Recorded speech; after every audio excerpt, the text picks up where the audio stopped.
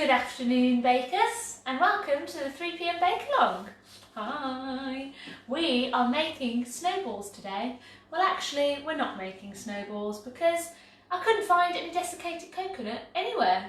Over the last week, I have been to 4 of the top supermarkets, and none of them had any coconut. I reckon it's probably a national shortage. I mean, coconut comes from abroad, doesn't it? So maybe they can't get it in, but could not find coconut anywhere. So I am in fact making snow nuts or nut balls because all I could get was chopped nuts. I mean, they're still going to be delicious, but it's not a snowball, is it? I was very annoyed with myself. And I was like, there's no point even doing the bake gym because I don't have coconut. And then I realised that just because I couldn't find any coconut does not mean you guys didn't find any coconut. So why should I deprive all of you of this wonderful recipe just because it won't be exactly right for me? But I will be making something new, something different, something original, something fabulous. It's going to be a marshmallow middle covered in chocolate and then sprinkled with chopped nuts. Sounds nice actually, quite looking forward to it. Right then, come on laptop, where's my video? Bring up my video, because it's time to bake. And I don't want to waste any more time. I don't want to have to sing anymore. Right, remove the sound, and we're ready to go. So, this is going to be something a bit different. I mean, it's called Bake Along, but technically we're not baking anything today. We are making a delicacy. We are creating confectionery, if you like. And I pondered and I pondered and I pondered how on earth to make this, because I've never made it before. There's not any very good recipes out there because people don't make these things, people buy them. So, it's kind of reminding me of like a walnut whip, the way we're going to make it, but it's going to be delicious either way. So what we are going to do is we are going to make ourselves a marshmallow fluff middle from a Swiss meringue.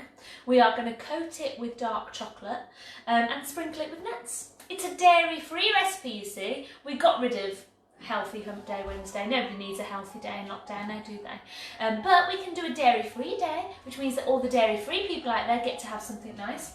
So, the first thing we need to do is prepare our equipment. Because we're making a meringue doesn't like fat or grease. And if you get fat or grease in your egg whites, your meringue doesn't work. And you're going to waste all your egg whites. So let's prepare our utensils and our equipment ready to make our meringue.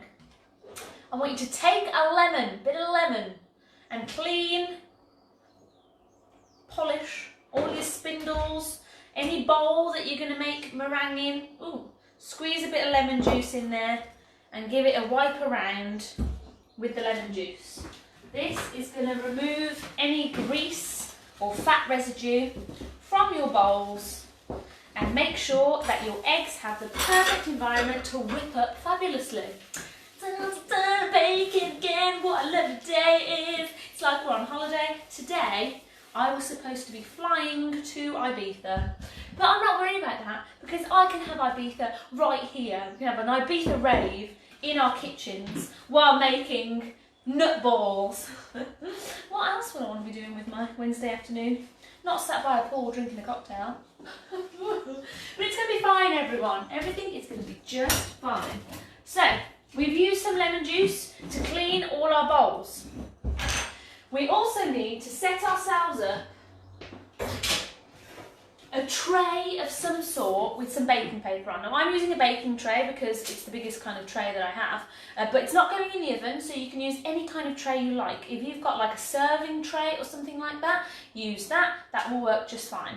And I'm lining it with some baking paper because this is what we're going to make the bases for our nut balls.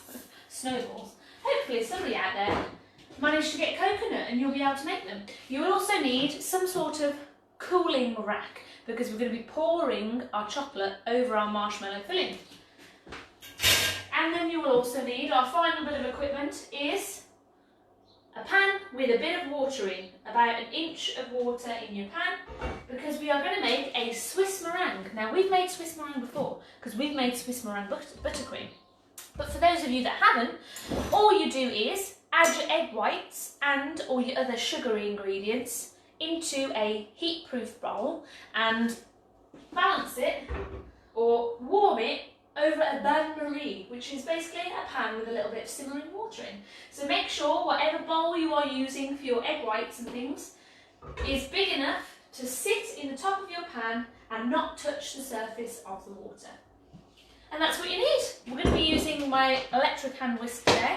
I was going to get out a stand mixer, but I thought there's some people out there that don't have stand mixers, and I want to be able to show you guys how the eggs are whipping up. So let's get to it. We need to start off by creating our chocolate base. So the recipe calls for 150 grams of dark chocolate. We are only going to use 50 grams of that to create the bases of our snowballs. So get a little dish and we're going to weigh out 50 grams of our dark chocolate.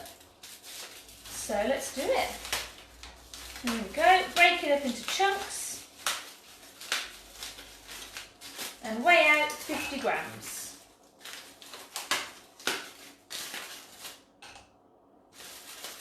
Another one. There we go, 55 grams, that'll do.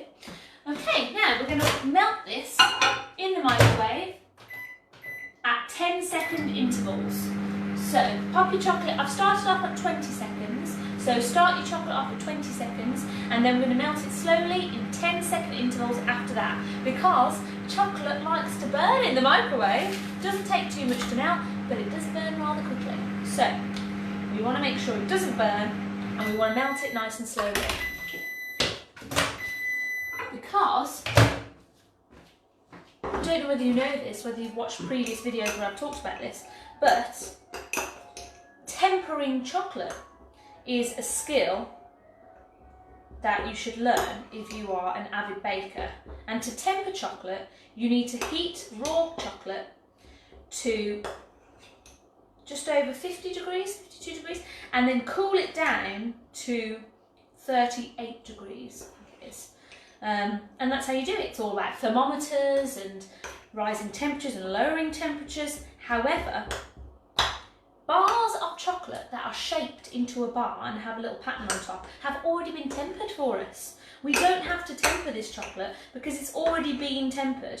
All we have to make sure is that we don't heat the chocolate up too much, because if we heat it up too much and it gets too hot, we're going to undo all the tempering. And then we will have to get technical with our thermometers and whatnot. So all we want to do is melt the chocolate so that it's just melted but not overheat it. And that's why we only do 10-second intervals in the microwave. And then we take out the chocolate and we give it a good stir in between. So there we go, another 10 seconds in the microwave for that. Start.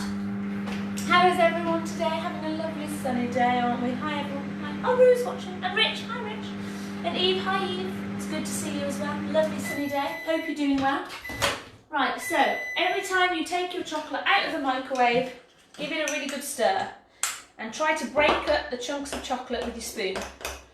This is going to help to melt the chocolate without it getting too hot. So it's quite important, just take your chocolate out, give it a good mix. Mine's nearly completely melted already. And what we are going to do, so this recipe, if you imagine a snowball, I mean I haven't had one in a long time, but I imagine a snowball to be a soft marshmallowy middle, coated in a thin layer of chocolate and coated in coconut. And that's what I think of when I think of a snowball. However, I have no idea how they do that. Haven't got the foggiest idea. So I have made a little plan as to how I think they could be made at home. And we're going to see how it goes. I've not done it before, I've not done a test run, so it could be disastrous. But as always, we're going to end up with something tasty. We're using chocolate, we're using sugar, we're using chopped nuts or coconut, depending on what you've been able to buy in the shops. So whatever we make is going to be delicious. So we don't need to worry about names. What's in a name? A rose by another name. Right, so my chocolate is melted. It's melted quite quickly. Nice and smooth. Now what we need to do with this is bring over our tray with our baking paper on. Hi Rich. Love you. Amazing. Right, so bring over your tray with your baking paper on. Let me move this down so that you can see what on earth is going on, just like so. And you also need your coconut or your chopped nuts, whichever you've been able to get. Now I blended my chopped nuts up a little bit more so they were a little bit finer. And what we are going to do is we are going to create the base for our snowballs. And to do that, we are going to spoon a little bit of chocolate onto our baking paper and spread it out into a circle. And that's all we're going to do. You want to think about like kind of a 50p piece kind of size circle. But to be honest, it depends how big you want your snowballs. Just like that. And you want it relatively thin. Relatively thin. And what we are going to do is we are going to coat these in nuts as we go along. So sprinkle a few nuts on there, because this is going to become the base of our snowball. And we're going to turn it upside down, fill it with marshmallow, and then cover the top with with chocolate. And that's how we're going to do it. I don't know if it's the right way. All the recipes I found for snowballs were really strange, and they had like weird thick chocolate sort of recipes that you roll, and they were very odd. So this is the closest thing I could find. It's kind of a hybrid of a walnut whip recipe and a marshmallow tea cake recipe. You know what a marshmallow tea cake is. So yeah, this is what I'm going to do. It's a bit of a fiddly recipe. I'm guessing a lot can go wrong, and you will see as we go along just how much can go wrong. But it's good fun, and it's something a bit different. I mean, everyone can make a cupcake. Not many people would dare try to make a snowball weird hybrid nutball, would they? But we would, because we're crazy 3 PM bakers and we don't care. We throw caution to the wind. We fly by the seat of our pants. Always love that expression. I fly by the seat of my pants. Not entirely sure what on earth it means or where it came from. Right, carry on going with this, and remember to sprinkle them with your coconuts or your whatever nuts you're kind of using, because we want to make sure that the base of our snowball has nuts on it, cocoa or otherwise, cocoa or mixed. We want to make sure, I mean, you're making something delicious right now. Even if we go no further with this recipe, you've made kind of ginormous chocolate buttons covered in nuts. Sounds nice, sounds delicious. Right, so yeah, what we are doing is we are going to make the base for our snowballs with this chocolate. We are going to leave it to chill and to set. Then we are going to carefully peel the chocolate off the baking paper, fill it with our delicious marshmallow filling, which to be honest is amazing on its own. So even if we just make ourselves some Swiss meringue and then eat it, still going to be a good day for us now, isn't it? And then we are going to coat said Swiss meringue with more chocolate, and technically that should be our snowballs completed. Now, another thing that I'm not entirely sure about is just how much Swiss meringue we are going to get out of this recipe. But we've got plenty of chocolate, so if we need to create some more discs and some more bases, we can do it further down the line. We're allowed. This is our life and we'll live it the way we want to live it. There we go. Let me see how many I have managed to make. Whoop. Sprinkle them with nuts. So I have managed to make 16 bases out of my 55 grams of chocolate. Relatively small, but that's okay. And the chocolate is already starting to set, which is a good sign. I'm going to scrape the bowl, see if I can get a couple more out of this chocolate. I kind of want to spread it relatively thin, but think about the fact that you're going to have to try and peel this chocolate off your baking paper. So if it's too thin, your chocolate's going to break apart. So just bear that in mind when you are gauging the thickness of your base. You want it thick enough that it will hold together and it's not going to fall apart, but you want it thin enough so that you're not kind of biting through an enormous chunk of chocolate. when you eat your snowball. Now I think I can get one more out of this, and that's what I'm going to try and do. I'm going to scrape all the chocolate out of this bowl. And then I'm going to get it all off my spoon as well. There we go. Spread that into a disc. Fabulous. Right, so there are our chocolate bases right there of sneaky tempered chocolate. Because it's already been tempered for us. We're cheating. We're allowing the chocolatiers from Aldi's own. What did I use? Who have I gone with today? Morrison's own chocolate bar. So I've let them temper the chocolate for me, and by heating it up and making sure it didn't get too hot, I'm just keeping that tempering that they've already put in. So thanks, Morrison's. Well, not thanks too much, because you didn't have any desiccated coconut, did they? Right, now let's pop these in the fridge to chill. Oh gosh, this is a rather large baking tray. I don't know whether it'll get in my fridge. Oh yes, it will. Oh no, it won't. Okay, go in.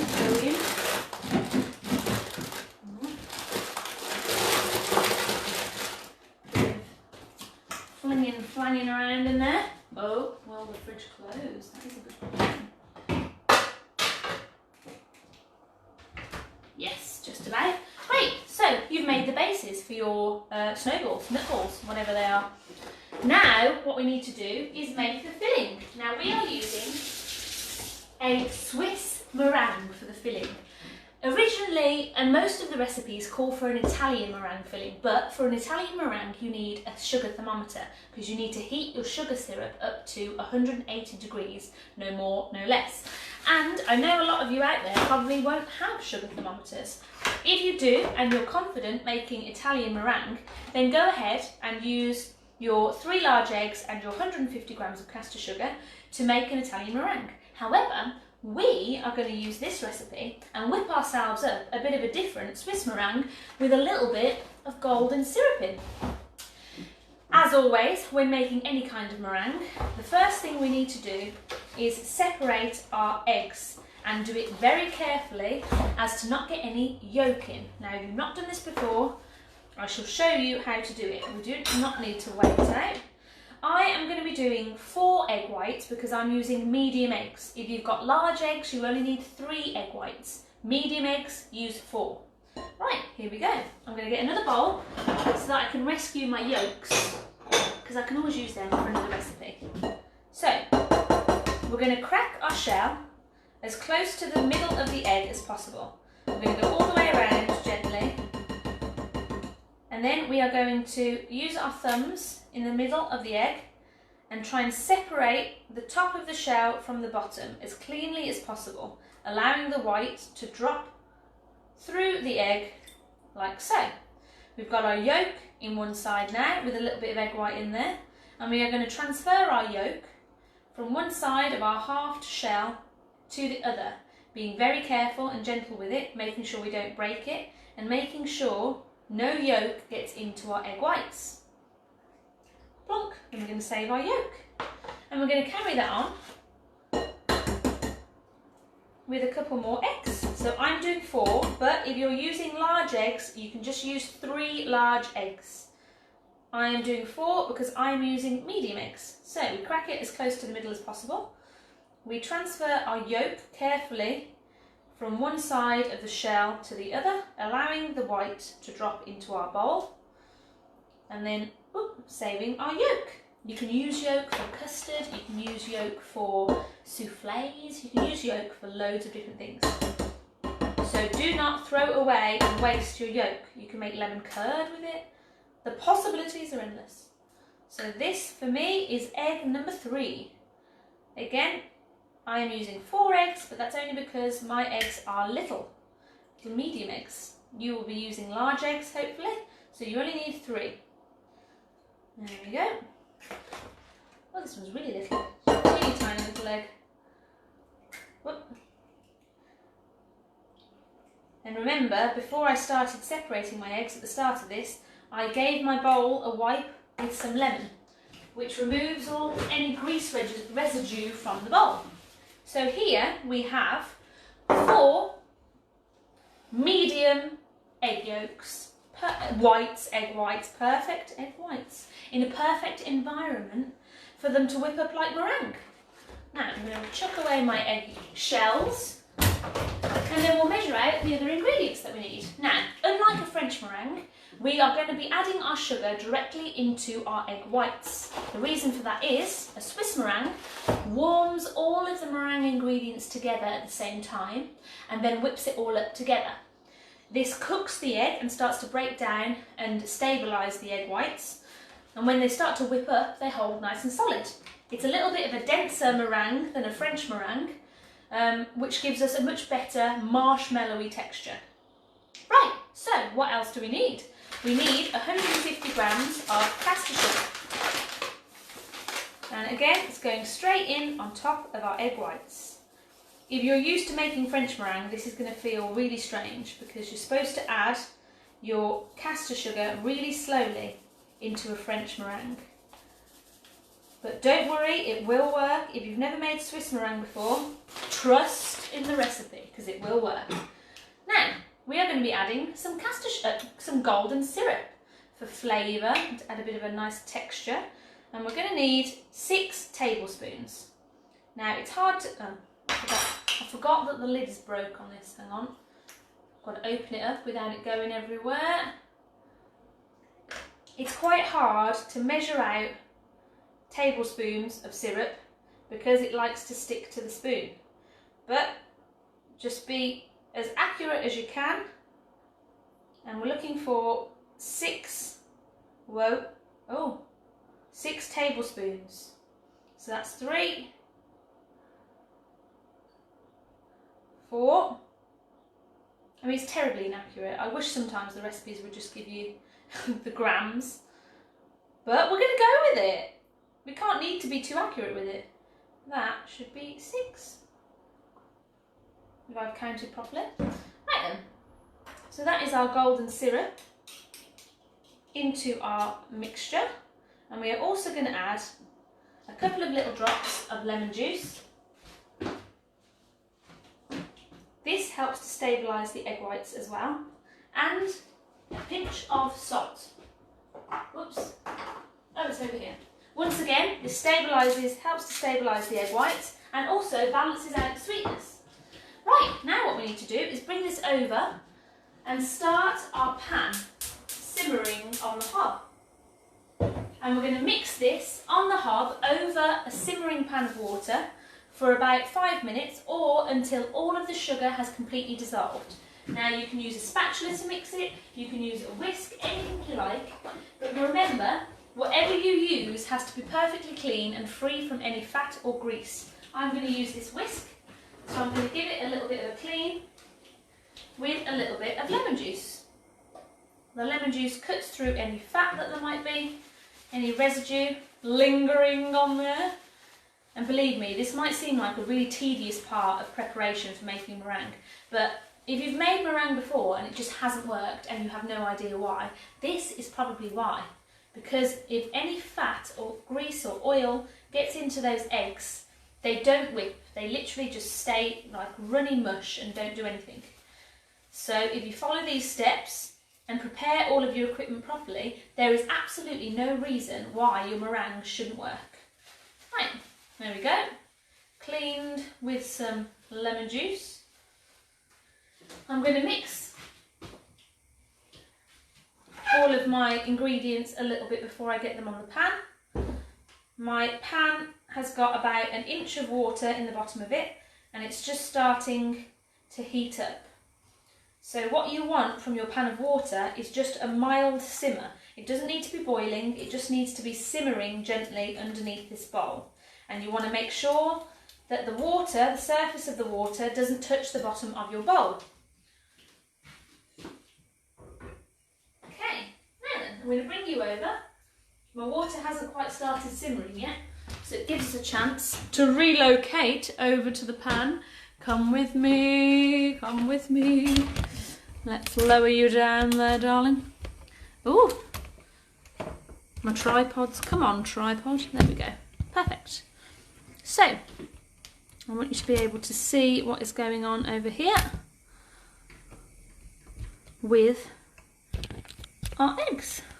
Great. Hopefully that is clear enough for you to see. So what we are doing is just leaving our pan over our water. Again, my water is not quite simmering yet, so I've got it on its highest heat. But as soon as it starts to simmer, I will reduce the temperature down to a gentle bubble. We don't want it boiling, because the boiling water will start to spatter at the bottom of our bowl and cause too much steam. We only want a little bit of steam, just enough to warm this through gently. Now the reason why we use a bain-marie for this and not any other method is because we want the egg whites and all those ingredients to warm nice and slowly. We don't want them to heat up too quickly, because we don't want them to heat up too much. We just need enough even heat to dissolve the sugar, start to cook those egg whites for us, and that's it really. Because we're going to be, oh, I love the fact that it's got golden syrup in. I've never made a Swiss meringue with golden syrup. I'm very intrigued as to how this is going to go. Now, one thing that some recipes call for, which actually is not necessary, is for you to whip the eggs while they're over the bain-marie. Now this actually is not necessary at all. I've seen recipes where you've got your whisk and you're trying to do it over the heat and you're not sure whether the sugar's dissolved. It's not necessary. If you do it this way and you just warm the egg whites nice and slowly, mixing them gently, you can tell straight away when your sugar has dissolved, and then we can whip them up afterwards, and it doesn't change the consistency of our meringue. Oh, this is very, very stringy and gloopy at the moment. Right, I'm keeping an eye on my water just to make sure that it doesn't start to boil too crazy, because we want to keep the temperature low and nice and even so that we can cook our egg whites slowly. I wonder if the egg white will be like slightly golden in colour because of the golden syrup. We shall see, shan't we? Exciting times. Oh, I can hear ice cream trucks. I think it feels very normal. Not sure whether, are ice cream trucks supposed to be working? Yes, okay, so we're starting to bubble. So I'm going to lower the temperature down so that it doesn't get too crazy, and I'm going to keep the mixture moving. So that's one thing you want to make sure. Don't let your egg white mixture settle too much into the bottom of your bowl. You want to keep it moving so that that heat hits all of the mixture evenly. I'm going to check on my water again, make sure it's not bubbling up too crazy, and keep going. And we're going to be doing this for a few minutes, just until the sugar dissolves. Now the best way to check if the sugar has dissolved is to get your hands in there. So when testing to see if the sugar has dissolved, you want to pinch the mixture between your fingers and feel for sugar granules. If you can feel any gritty granules in there, it's not done, it needs more heat. The mixture does get quite warm, so be careful of this when you're dipping your fingers into it. We don't want to burn our fingers now, do we? And that's all we need to do. It's a nice relaxing moment. You could have the telly on while you're doing this. It's not going to take us too long. Oh, let me check. Make sure we're not boiling too aggressively. Your water just needs to be simmering, and that's it. Start to see the temperature picking up. Start to see a little bit of steam coming off it, which is all good. As you can see, I'm not really whipping it too aggressively. I'm just kind of stirring it to make sure the heat hits all of that mixture evenly. Don't want to get too crazy with our whisk just yet. The whisking is going to come after. So just keep stirring away and then test it every so often. As soon as you start to feel that all those granules have dissolved, we can take it off this and start to whip it up with our electric whisk. Now I am normally lazy and I normally set up the stand mixer for this, so if you happen to have a stand mixer, then feel free to set that up with the whisk attachment, because it will save you some time. and some energy when whipping up your egg whites. Okay, now let's see how we're getting on. Oh, still a little bit of sugar granule in there. Give it a bit more time, and you start to see the surface of the egg mixture getting a little bit frothy, and that's good. That's what you want to see. And you start to feel the texture of it getting thinner and kind of breaking down, evening out. And when we lift it up, see how it's not quite so gloopy? It's kind of falling away from our whisk a little bit. That is also good. Yeah, so this makes Swiss meringue is a much denser meringue than a French meringue. It can be baked though, unlike Italian meringue that doesn't like to be baked very much. Right, let's test that and see how we're getting on. Yep, all the sugar has now dissolved. So we can turn the heat off and get this back over to our table. Let's bring you guys over as well. Don't want you to miss anything. Okay, let's get our legs down again. Oh, my hand's all sugary. I might have to wash my hand again. Okay, get you up and about.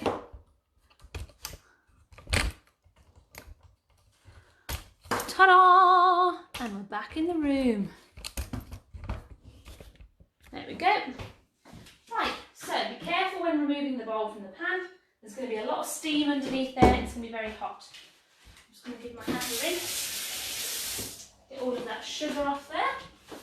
Okay, it's time to whip. Now, I like to whip in a plastic bowl simply because it's very noisy in the glass bowl. So I'm going to transfer my egg mixture to my plastic mixing bowl. All of that in there. And this is what I'm going to use to whip it up. Let's get whipping.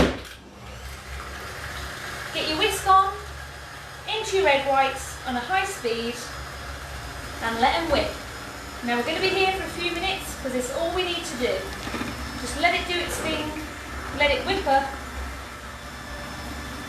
until it's nice and thick and glossy. It is slightly dark in colour, it's got a bit of a golden colour to it. I like it, why not? It's going to give it a bit of a different flavour as well, which I'm excited about as always. So yeah, this meringue mixture you can eat straight from the bowl. Even though it has egg whites in it, we've managed to cook off the egg whites a little bit with the heat from the pan. And also, salmonella and all those horrible things that you sometimes get from raw egg is only found in the egg yolk.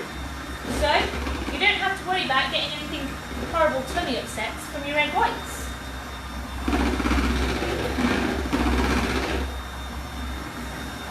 Whipping it up. This is where, like, if I was using my stand mixer, we can have little runs, but we're working, we're concentrating on our meringue. The other thing that you will need is a piping bag. We're going to be piping our meringue into a little dome on top of our chocolate bases. So if you have a piping bag, whip it out because we'll need it.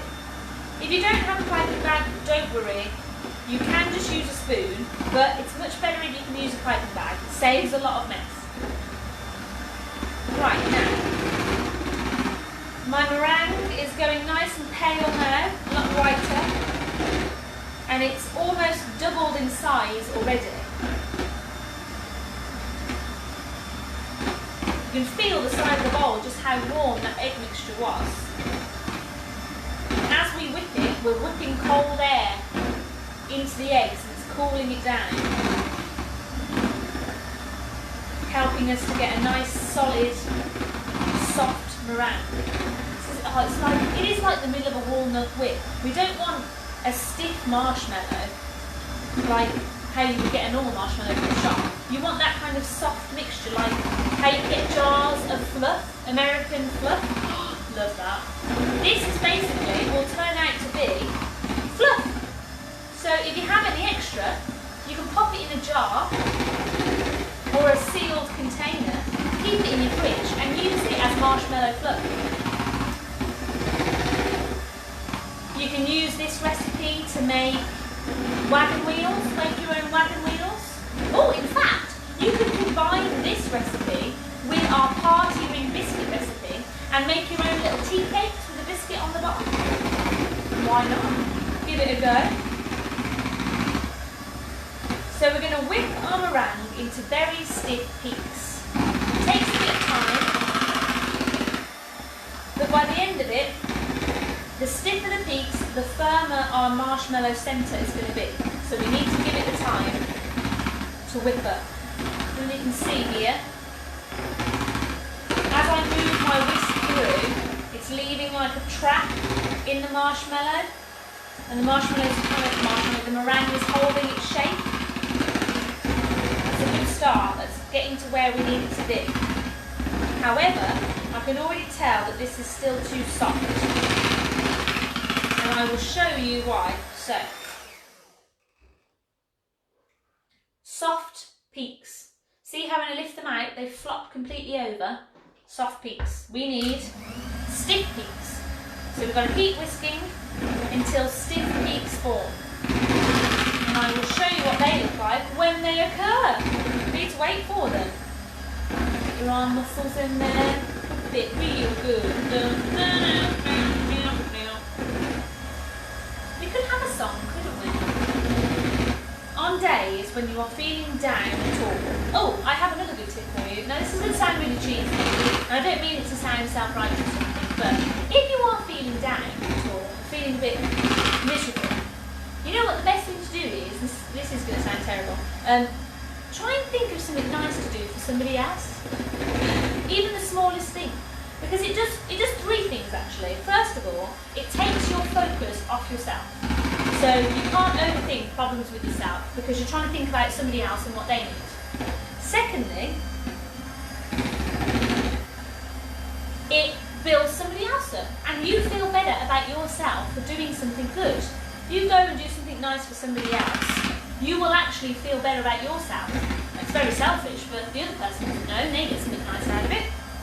And lastly, it makes the world a better place. What could be bad about that? So yeah, if you're feeling blue, try and think of even the smallest thing. Make someone a cup of tea. Call someone and ask how they are. Send someone a nice message telling them how great they are. Do a little something nice for somebody else and it will make you feel a whole lot better. Another thing to do if you're feeling a bit down is listen to this song, because this song, there's no way you can feel sad when you listen to this song. Are you ready? Oh, I've forgotten who sings it. Alexa, play Little Bitty Pretty One by Thurston someone.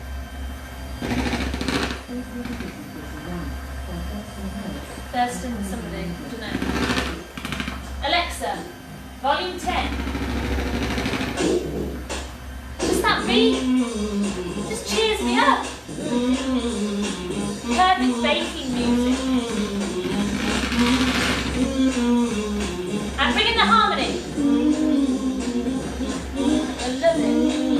Such a happy song. Whipping eggs. And words haven't started yet. Embarrassing. Here we go.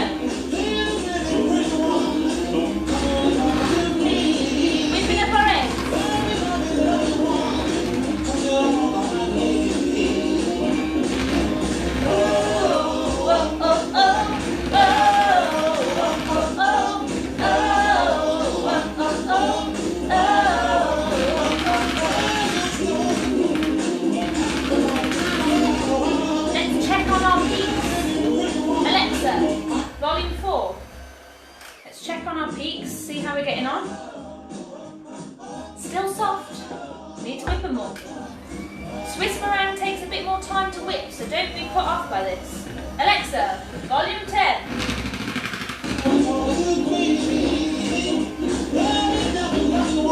Sounds good. With your whisk.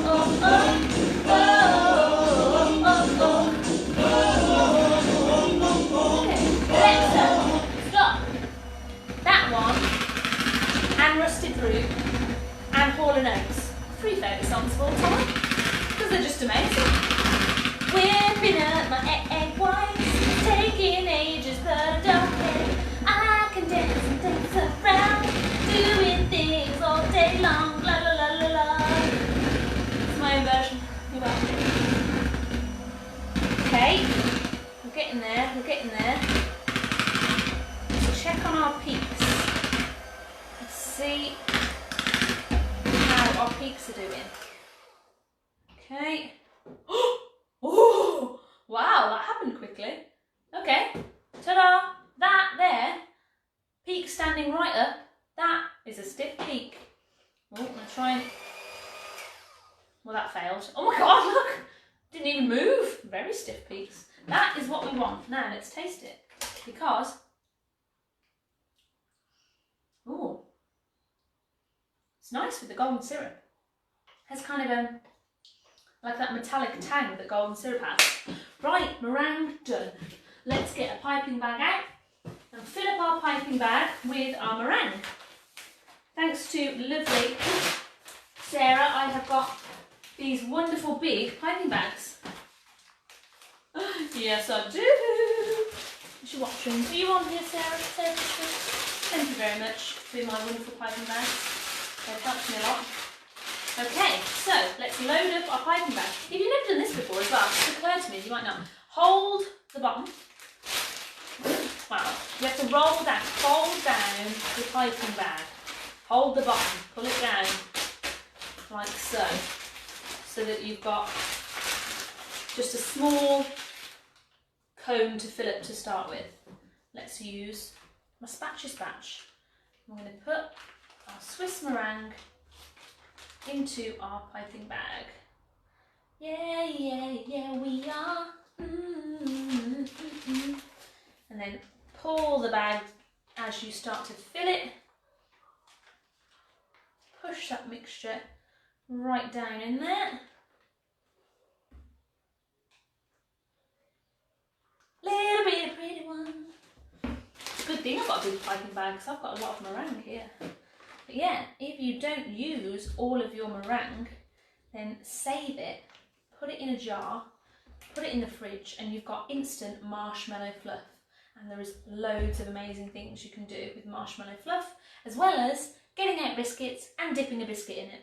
It's delicious. Delicious. And dairy free. Anyone with a dairy intolerance? Whip out some marshmallow fluff for a little treat. Right, not doing very well here with scraping my bowls. Marshmallow all left around my bowl. That's alright. Great, now. Or just taste it. Yeah, you can tell the difference of the texture between this marshmallow and a French meringue.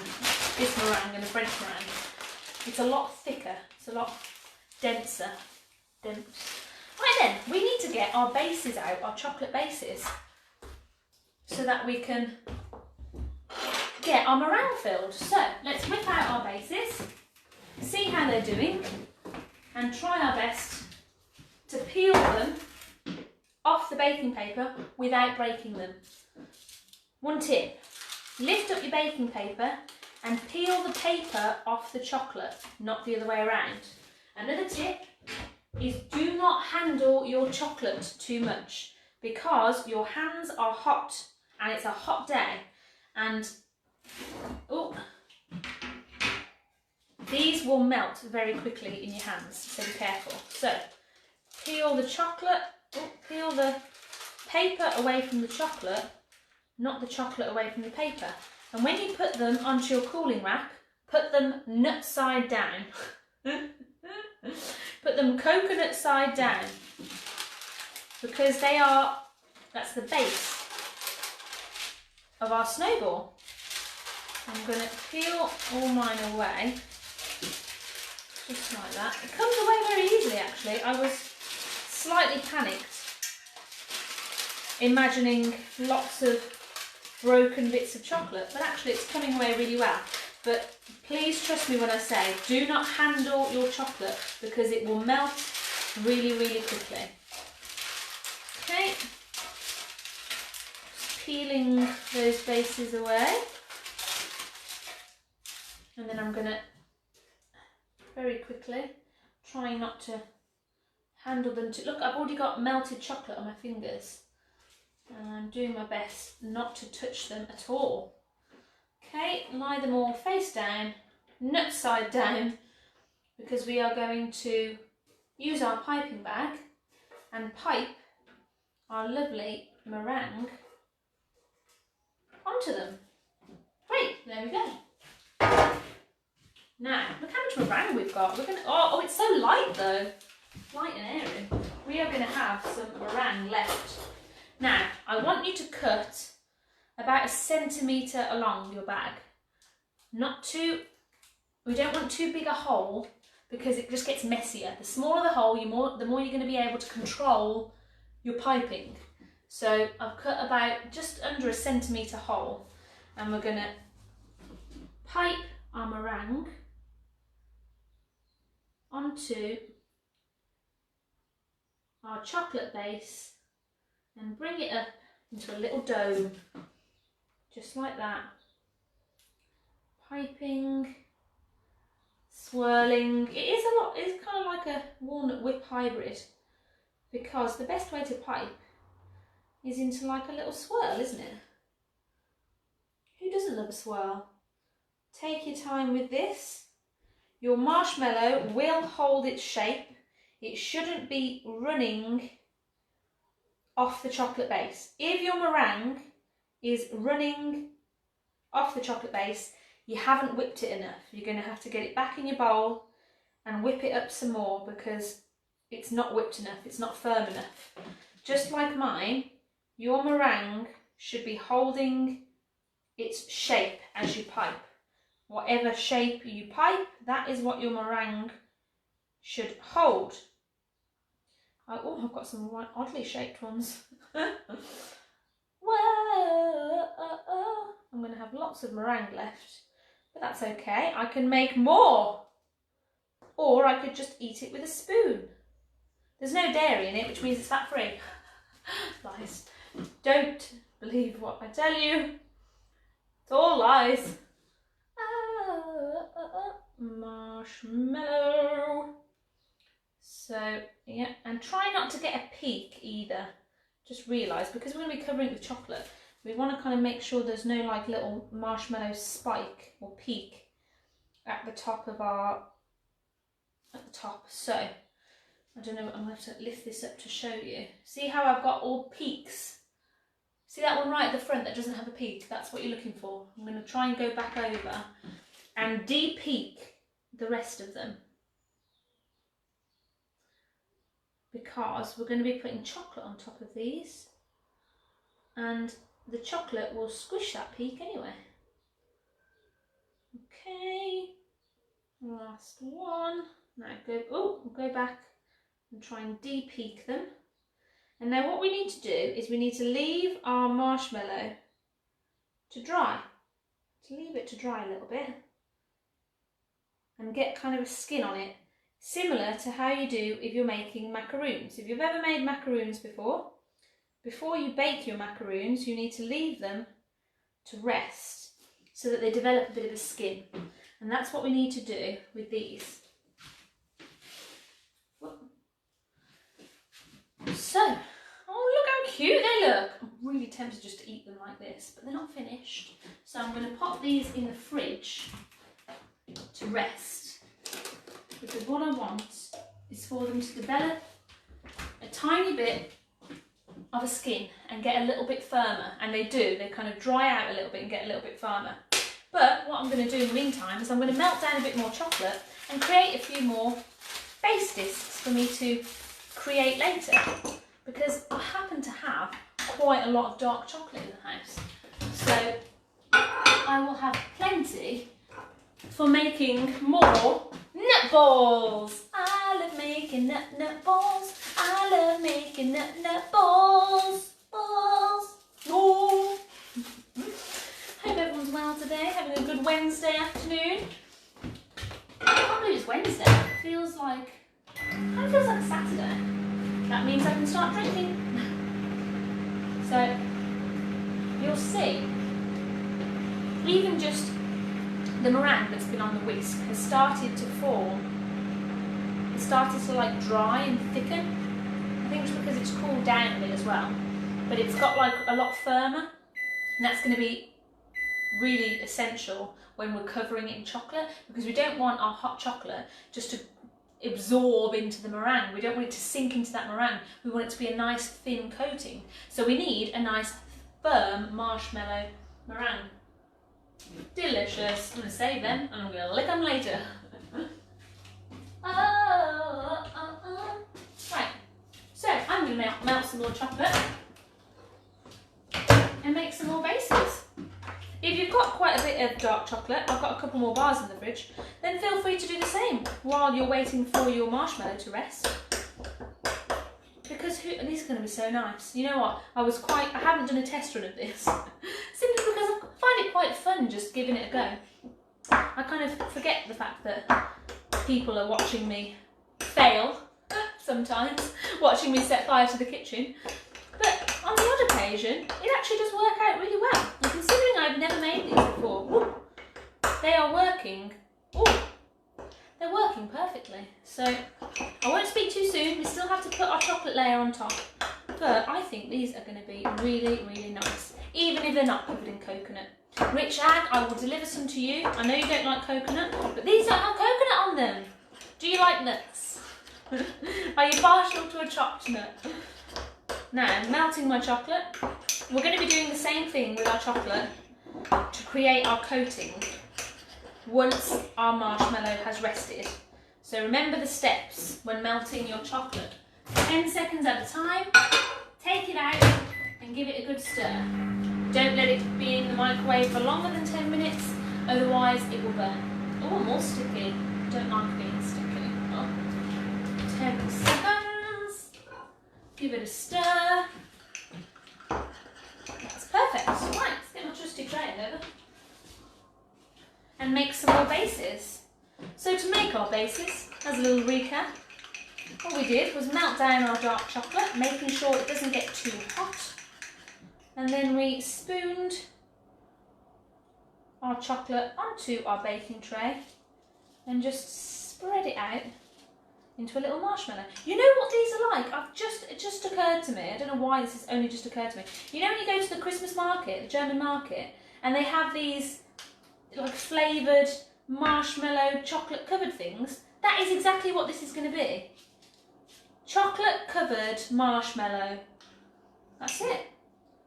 Just because it's not dipped in coconut, it's not a snowball, it's one of them ones from the Christmas market. There we go, made a new thing. We'll try snowballs if we've got coconut, but if you don't have coconut, you're making one of the Christmas delicacies from the Christmas market.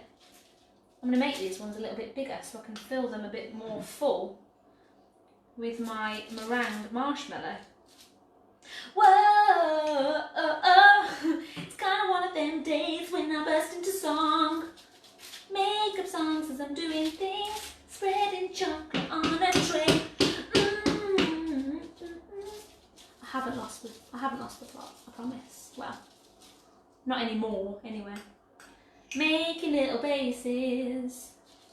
And then, once I've done this, I'm going to melt my chocolate for my topping. So, if you want to get a little head start and you're not making any more than I am, then break up the rest of your chocolate into a little bowl and start melting it in the microwave. Remember, 10-second intervals each time. After each 10-second interval, whip it out of the microwave and give it a good stir. Break up that chocolate with a spoon. Make sure you're only putting it in at 10-second intervals. Burnt chocolate is no joke, people. You'll be smelling burnt chocolate in your kitchen forever. It's like, it's like the bog of eternal stench. Burnt chocolate is like the bog of eternal stench. Can anyone tell me what film that's from? The Bog of Eternal Stench. An amazing film with the late great David Bowie in. Right, I'm going to do a few more because I've got a bit more chocolate. Whoa, making this for marshmallow, cleaning up the nuts out the way. La la la la la la la. There's another one. Lovely. Make it a bit bigger. As I said before, when making the bases, we're kind of trying to get a balance between it being thick enough to hold its own and not break apart, but thin enough so that you're not like munching through an enormous chunk of chocolate. You want a good balance. Because we're using dark chocolate, you want a good balance of chocolate to sweet marshmallow. I mean, you could use milk chocolate for this. You could use white chocolate. Now that I have thought about those ones from the Christmas market, the possibilities are endless. You could flavour your marshmallow with all sorts. Baileys, you could flavour it with mint, you could flavour it with anything you can think of. Just add it to your Swiss meringue mixture as it's warming on the hob, and you're away. I've had one of those marshmallow ones from the Christmas market, and it was flavoured with Baileys, and I'm telling you now, it was a thing of beauty. Okay, all my chocolate bases are now done, and I'm going to leave them to one side to chill. There we go. Cover them in nuts and leave them to one side. Fabulous. Because now we are going to bring out our, oh in fact let's melt our chocolate first. So we need to melt our chocolate, and this is going to coat our marshmallow. This is the final touch of the recipe. So you want to put the remainder, which should be 100 grams of your chocolate, into a little dish, a little dishy, and get it melting in the microwave. Again, 10-second intervals. Don't get impatient with your chocolate, or you'll have the bog of eternal stench of burnt chocolate in your kitchen. I'm not lying, it is true. Chocolate burnt smells really like poo. Every 10 seconds, whip out your chocolate and give it a good stir. Because I'm using the same bowl that I used to melt the chocolate before, there's like chocolate residue around the edges of the bowl. Now those bits of chocolate have already melted and are going to get super hot, which is good for us because it will help speed up the melting process, as long as we make sure that each time we take our chocolate out of the microwave, we give it a really good stir. Whoops, just like that. Now, I am going to add a little bit of extra something to this chocolate, and that is a tiny bit of coconut oil, or a teeny tiny bit of butter. I'm using coconut oil because this is a dairy-free recipe. However, if you don't have coconut oil, you can use a little bit of butter. Now, I thought about this morning because we just want to make our chocolate a little bit easier to work with. We don't want it to set too quickly as we're pouring it over our marshmallow. And that little bit of butter, or that little bit of coconut oil, is just going to help us with that. Don't need a lot. About half a teaspoon is all you need. And all that's going to do is that's going to keep a nice soft texture to our chocolate, a nice runny texture, as we pour it over our marshmallow. Because if your chocolate, oh my god, breaking my own rules, if your chocolate is too thick, it starts to cool at all, then you're not going to get it a nice even coating over your marshmallow. So for your 100 grams of chocolate, you want to add just half a teaspoon of butter or half a teaspoon of coconut oil. Great, now my chocolate is melted. Make sure you give it a good stir. It's still got a few little chunks, but I know that those chunks will melt as they sit there. So let's bring out our marshmallows. Oh, they look so cute. Ta-da! Now, oh, the outside has already gotten a little bit sticky. I'm going to put my chocolate bases in the fridge. Ow. And I'm also going to get out another baking tray. Now the reason for this is going to get pretty messy. So I'm going to get another baking tray out, and I'm going to line it with a bit more baking paper, because we're going to be pouring chocolate over our marshmallows. And this way we'll be able to catch any of the chocolate drips that fall through. Right, now, I haven't lined it very well, it's all askew. So, what we need to do now is we need to coat our marshmallow in our chocolate. And what I'm going to do is push this, because the idea of the baking paper is so that we can catch the chocolate and then reuse it. So stop licking your fingers. So we just want to move it right the way down here. Each one that we coat, we want to make sure that it's over the baking paper. Now this is going to be what we want to do is get a spoonful of our chocolate and pour it over the marshmallow until it's all coated. Now we don't want to faff around with it too much. We just want to let the chocolate run off until it's all coated. Just like that. There we go. The only problem with this is you do end up wasting chocolate. This is why I decided to water it down a little bit with the coconut oil, because it will run off the marshmallow a bit better. And then we can take it off the baking tray and remelt it. But do your best to kind of drizzle the chocolate over the marshmallow so that you're not pouring spoonfuls and spoonfuls over. You should be able to use just kind of 1 or maybe 2 spoonfuls, and that should cover it. And as always, don't forget to sprinkle it with nuts. Oh, you know what? We're not going to sprinkle it with nuts yet because we're going to try and rescue some of that chocolate that's dribbled off. So we're going to work relatively quickly, and I'm going to pour it over, because it's going to be harder to rescue the chocolate if it's all full of nuts, isn't it? So just coax the chocolate down around the sides of that marshmallow. If you move in a kind of a circular motion, it will cover it a little bit more evenly. Now the marshmallow, oh, see, that's just blobbed right onto the tray. The marshmallow's chilled, so it will start to set our chocolate quite quickly. Whoops. That's it. Now, I decided not to dip the marshmallow in the chocolate for fear that the marshmallow would just drop straight into the chocolate and we wouldn't be able to get it out. And also, because of how warm it is today, the whole thing about not handling your chocolate would go right out the window now, wouldn't it? Okay, I'm already starting to run out of chocolate. It's not so good, is it? Itty bitty pretty one. Okay, I'm going to coat these ones and then I'm going to rescue some chocolate. So try, if you can, to do it with just 1 spoonful of chocolate. Let it drip down the sides. And kind of coax it around the edges of your marshmallow, just like so. Whoa, try not to just drop the chocolate onto the tray.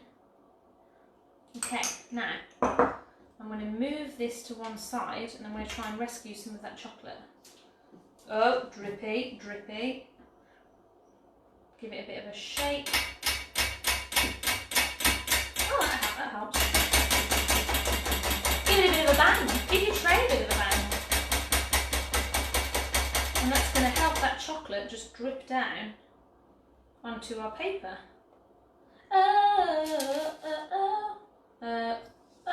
Where am I going to put this? Give it a bit of a shake. Residue of chocolate off. Okay, come over with me. Definitely dropped a bit of chocolate on the floor, but that's fine. Now then, what I'm going to do is I'm going to scrape. This is a terrible idea, so it's okay. We can rescue some of it, for sure. I'm just going to scrape some of this chocolate back into our bowl so that we can reuse it. Because we don't have good chocolate. Oh, I've got my spatchy spatch with me. Let's use that. That'll be better. Oh, look at that. I love you, spatula. You're the best thing in the world. Spatula just whips that chocolate right off there. Now, the added butter / coconut oil is helping to keep our chocolate liquid for a bit longer, allowing us to rescue it from the paper, just like so. There we go. Our spatula is helping to scrape it off there, get it back into our little bowl. because we don't want to waste any chocolate. Chocolate is expensive. Chocolate is expensive. There we go. Right, let's bring over our treats again. And we can sprinkle these ones. Oh, some of them have joined together. Joined forces, back away from each other. We've got to be socially distant. Coronavirus, don't you know? Right, remove chocolate. And let's sprinkle them with coconut / nuts, whatever you've been able to find. There we go. If it was cooler or we were braver, you could pick up your snowballs, nut balls, and like dip them in the nuts. I'm not going to do that. They're really sticky and they're all covered in chocolate. So this is what I'm going to do instead. Sprinkling the nuts on top. They're all falling down and we might waste them. But it's okay because there's loads. La la la, it's going to be fine. Well, that looks fabulous. Right, let's use a bit more of my... Oh, just touched one of them. Get out of there. Right, let's finish off these ones with our rescued chocolate, I might add. You know, it doesn't even matter if the chocolate got a bit of nuts in there, because it just works. The chocolate is just, the nut is kind of just encased in the chocolate. Now what I'm going to do, since I just realised that I can kind of bang the tray and get the chocolate to move down a bit, is I'm going to put spoonfuls of chocolate onto these marshmallows, and then I'm going to bang them and see if that helps to kind of get the chocolate to slide down the marshmallow a little bit. Let's see. No, it just makes them move around. Just makes them move around a little bit. So I'm going to stick to the plan, use the back of my spoon to kind of smear the chocolate. You want to make sure that all your marshmallows coated, and that's all you need. So once all of your marshmallow is coated, you can move on to the next one. There we go. A bit more on this one. Spread that chocolate around the sides. Oh, a bit time consuming this, you know, a bit fiddly, but we're going to have something delicious at the end of it. So we do not mind. Little bit pretty one. Right, there we go. Covered, looking delicious. And as always, I get to eat one to test it, don't I? Put some chocolate nuts on there. They look great. Now obviously if you were using coconut, they would look a lot like snowballs. If you're not using coconut, like what I am, they don't. But they're still going to taste good. And I will test that for you, because you need to know how they taste, don't you?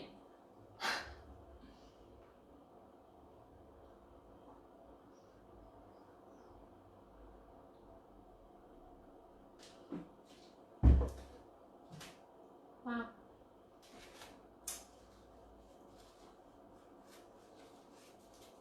The chocolate is still melted, but the bitter chocolate with the sweet marshmallow is a sublime combination. Oh, really nice. Right, once all of your snowballs, nut balls are coated, you need to put them in the fridge and let them cool. James Goff is watching. James, I didn't eat one. I didn't eat one. No, he's not watching. Or is he watching? I'm watching you, James. No, he's not. Right, put them in the fridge, let them cool until they're completely chilled and set, and then eat them. Well done, everyone. We've made marshmallow, what are they called? Snowballs, nut balls. Yes, we have. That's it. We're done for the day. I'm going to melt myself some more chocolate and keep going. Enjoy the rest of your day, everyone. Oh, and I will see you on Friday for Fancy Friday French Fancies. That's going to be a tricky one as well, but we can do it because we're sticking together. Dairy-free recipe, chocolate marshmallow balls covered in coconut or nuts. Check. We've done it. Check that out. If you've made these with me today, send me some pictures. Let me know what they look like. I'm excited to see if you've been able to keep up with this, because it's bloody tricky. And I will see you on Friday. Thank you for watching, everyone, and have a lovely afternoon. Enjoy the sunshine. Bye, everyone. Oh, I've got a comment. Hang on. Wait. put some coconut. Oh, thanks, Donna. Oh, I can do the rest with coconut. Thanks, Donna. You're amazing. I love you all. Enjoy coating the rest of your nuts, or whatever they are. And I'll see you on Friday. Bye, everyone. See ya.